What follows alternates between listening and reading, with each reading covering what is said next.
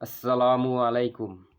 প্রিয় বন্ধুগণ, দুনিয়ার জিন্দেগি পরকালের জিন্দেগির তুলনায় সমুদ্রের এক ফোঁটা পানির সমানও নয়। অতএব বুদ্ধিমানদের জন্য সতর্কতা হলো যে এই কয়টি দিনের জিন্দেগির জন্য দুনিয়ার সম্পদের পিছে পড়ে পরকাল বরবাদ করো না। নিজের অন্তরকে গুনাহের আবর্জনা থেকে মুক্ত করো। দেখবে খোদাই সাহায্য তোমার চারিদিকে ঘিরে ফেলেছে।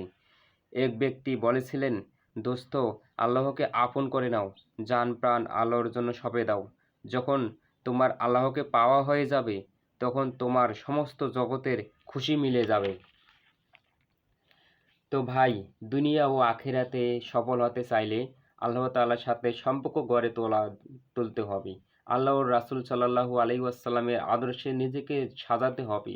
রাসূলুল্লাহ সাল্লাল্লাহু আলাইহি ওয়াসাল্লামের জিন্দেগি সবচেয়ে উৎকৃষ্ট নমুনা মানুষের জন্য।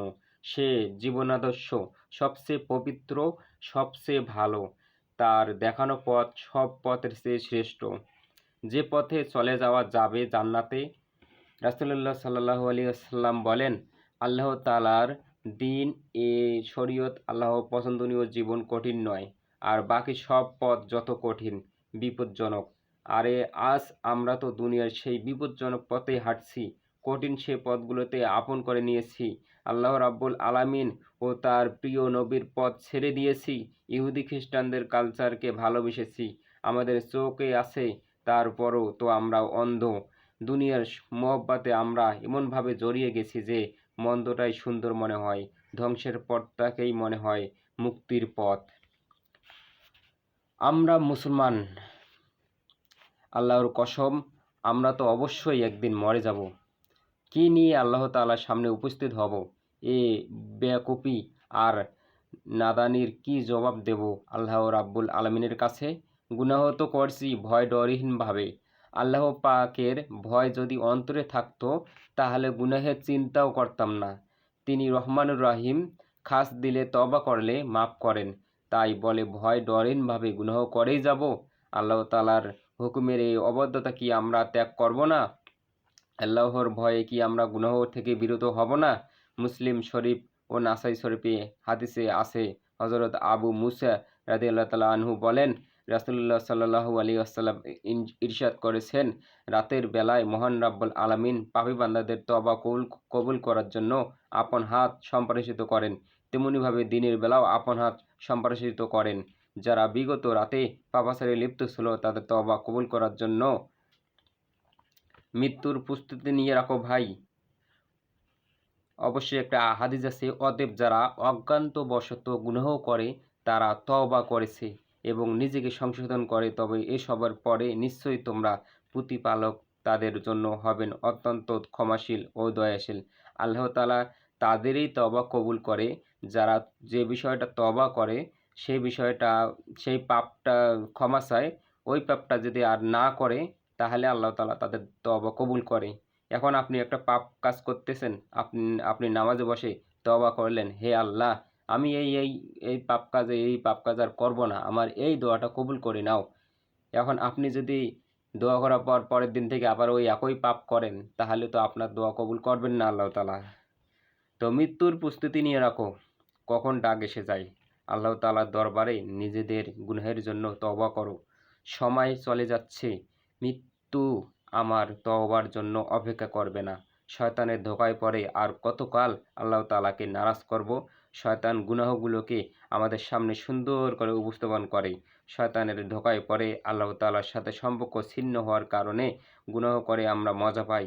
আসুন আল্লাহর সাথে সম্পর্ক শক্তিশালী করি। যখন আমরা তওবা করব, আল্লাহ পাকের নিকট অনুতপ্ত হয়ে ক্ষমা চাইব, আল্লাহ মাফ করবেন। আল্লাহ বান্দার তওবার খুশি হয়েন। তওবা দ্বারা রাব্বুল আলামিনের নৈকট্য লাভ হয়। আল্লাহ ছাড়া আমাদের আপন কেউ নেই। আল্লাহ তাআলা সন্তুষ্টিত আমাদের মাকসাদ হওয়া উচিত। অবশ্যই মুসলমানদের মাকসাদ হওয়া উচিত মহান রাব্বুল আলামিনের সন্তুষ্টির জন্য। আল্লাহ তাআলাই তো আমাদের পালনকর্তা, রিজিকদাতা, রক্ষাকর্তা। আমরা কিভাবে তাকে ভুলে যাই, তার নাফরমানি করি। তিনি আমাদের গুনাহগুলো মাফ করেন, গোপন রাখেন, আমরা লজ্জাহীনভাবে আবার গুনাহ করি। রাসূলুল্লাহ সাল্লাল্লাহু আলাইহি ওয়াসাল্লাম বলেছেন, হায় আল্লাহ, আপনিই সবচেয়ে বেশি স্মরণ করার উপযুক্ত, সবচেয়ে বেশি ইবাদত পাওয়ার উপযুক্ত আপনিই আল্লাহ, আপনিই রহমত ও বরকত দেয়ার একমাত্র মালিক। আপনি চিরজীব জীবন্ত, সবখানে সবসময় আপনি বিরাজমান। তিনি মহান রাব্বুল আলামিন। তিনি দুনিয়াতে আমাদের সহায়, পরকালেও সহায়। যিনি আমাদের এমন কল্যাণকামী, এত প্রিয়, এত মাহবুব, যিনি আমাদেরকে সুখ শান্তিতে রাখছেন, সেই মহান রবের চেয়ে এত ভালোবাসা আমাদের আর কে দিতে পারে? প্রিয় ভাই ও বোনেরা, জগতে কারো মোহাব্বতের ভরসা নেই। কষ্ট দেয়, মাকে বাড়ি ছাড়া করে, মাকে বাড়ি থেকে বের করে দেয়। এমন স্ত্রী তো অনেকেই আছে যারা স্বামীকে হত্যা করিয়ে অন্য পুরুষের সাথে বিবাহ বসে। এই তো দুনিয়ার মোহাব্বতের নমুনা। কোন ভরসা নেই, কিন্তু একমাত্র আল্লাহ তাআলার ভালোবাসা বান্দার প্রতি সর্বক্ষণ থাকে। আল্লাহ তার বান্দাকে ভুলেন না, রক্ষা করেন। অবাধ্য হয়ে গুনাহ করে ফেললেও তা গোপন রাখেন। আল্লাহ বান্দার তওবায় আশায় থাকেন। হাদিসে কুদসিতে আছে, আল্লাহ বলেছেন, হে আদম সন্তান, আমি তোমাকে স্মরণ রাখি আর তুমি আমাকে ভুলে যাও। আমার ভাই ও বোনেরা, নিজেকে নিয়ন্ত্রণ করো, সতর্ক হও, হুঁশে আসো। আমি বলছি এগুলো কোনো সফলতা নয়, যার জন্য আমরা শ্রম দিতে দিতে জিন্দেগি শেষ করে ফেলছি। কি নিয়ে তোমার এত অহংকার? যে সম্পদ তুমি কামাই করার জন্য জীবনে সবটুকু সময় ব্যয় করেছো, সম্পদের পাহাড় গড়েছো, মৃত্যুর পর কি উপকারে আসবে এ সম্পদ? অথচ সম্পদ কামাই করতে এতই ব্যস্ত ছিলে যে মহান সৃষ্টিকর্তার হুকুমত পালন করার সময়ও পাওনি। সব সম্পদের লোভে সৃষ্টিকর্তার কথাই ভুলে গেছো। কেন ভুলে গেলে মহান মালিককে? তিনি তো তোমার সবচেয়ে আপন, মহান রাব্বুল আলামিন, মহান পরিচালক। তিনি তো তোমার শক্তিশালী সাহস, মেধা, যোগ্যতা সব দান করেছেন। আর এই মেধা, শক্তি, যোগ্যতা তুমি কাজে লাগিয়ে দুনিয়ার জিন্দেগিতে আরাম-আয়েশের সাথে কাটিয়েছো। এমন অকৃতজ্ঞতা কি জবাব দিবে মহান রাব্বুল আলামিনের দরবারে? আজ মানুষগুলোকে দিকে তাকালে, তাদের চলাফেরা দেখলে, তাদের কথাবার্তা শুনলে আমার অন্তর চুরমার হয়ে যায়। আমার বুঝে আসে না, এ পথ ভোলা মানুষগুলোকে কিভাবে আল্লাহর দিকে ফিরিয়ে আনবো?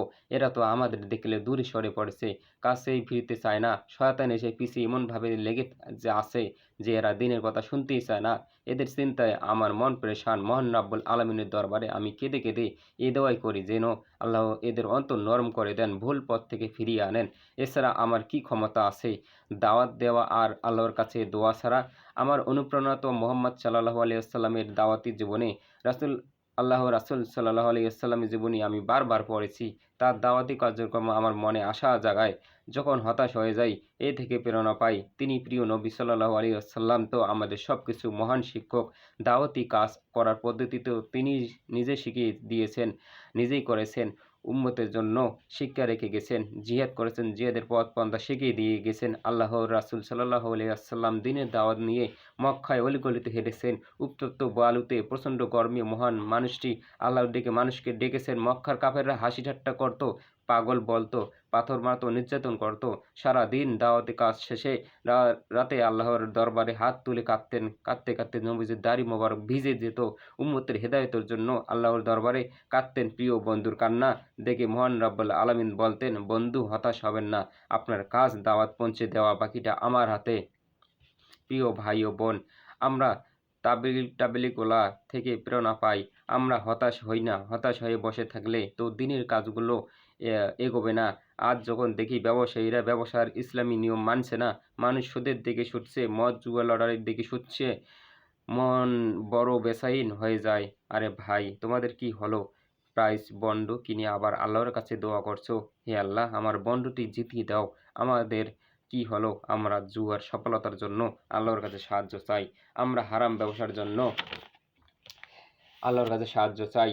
মিলাদ দিচ্ছি, সিনেমা নাটক শুরুর পূর্বে বিসমিল্লাহ বলে শুরু করা হয়। মৃত্যুর বার্ষিকীতে মাইকে গান বাজাতে দেখা যায়, হোক না তা দেশের গান। কেন ভাই আমরা এমন বেকুবি কেন করছি?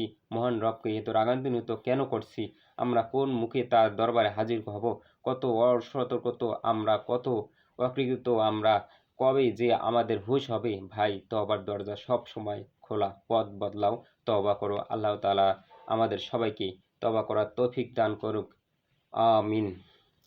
প্রিয় ভাই ও বোনেরা, সেদিন আমার কি অবস্থা হবে যখন আমলনামা আমার সামনে আসবে, দুনিয়াতে পরীক্ষার ফল যখন হাতে আসবে, তখন যারা অকৃতকার্য হয়ে আফসোস করে বলে, হায় যদি আরেকটু ভালো প্রস্তুতি নিয়ে পরীক্ষা দিতাম, তবে তো আমি আজ অকৃতকার্য হতাম না।